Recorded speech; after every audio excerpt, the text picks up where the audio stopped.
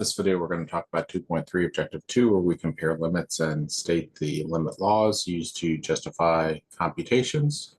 Let's look at number 1. Explain why the limit as x approaches -5 of x squared plus 12x plus 35 over x plus 5 is equal to the limit as x approaches -5 of x plus 7. And then evaluate limit as x approaches -5 of x squared plus 12x plus 35 over x plus 5. The answer is B, since x squared plus 12x plus 35 over x plus 5 equals x plus 7 whenever x is not equal to -5.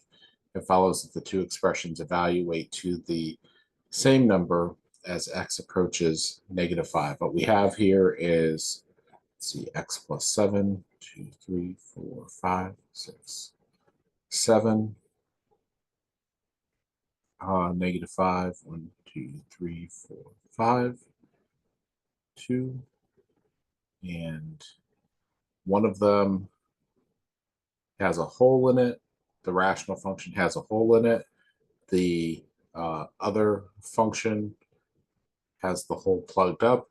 Since it doesn't matter what happens at the function value, whether there's a hole or a point there for the limit, because it only matters as they get close from the left and the right, they agree on what their limit is. So I can evaluate the simpler function that doesn't have the hole in it and get the same answer.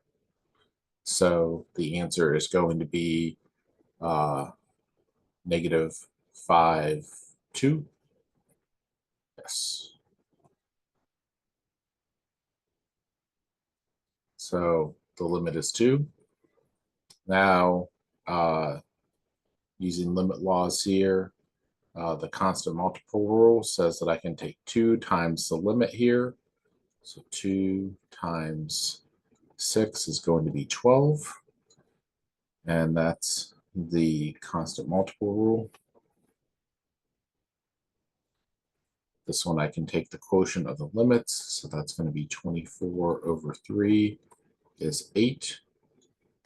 That's quotient.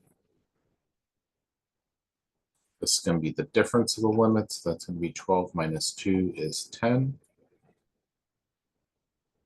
It's the difference rule.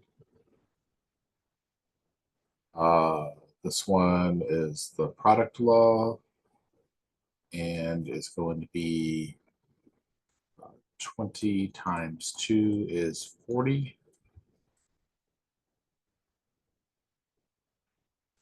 This one's going to be a combination of quotient and difference. And this is going to be 26 over 6 minus 4. 26 over 2 is 13.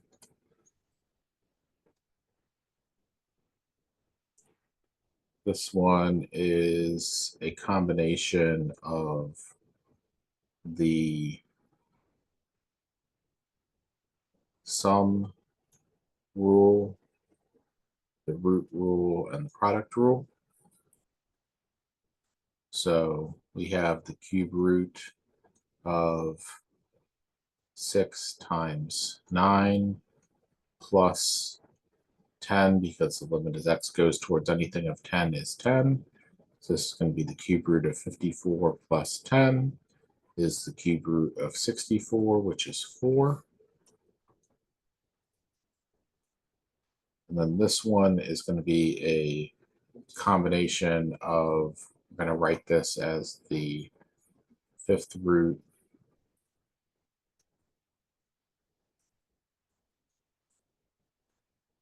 which is 9 of f of x raised to the 3rd. So it's a combination of a root and a power. Now we can also write this as limit as x goes to 9 of the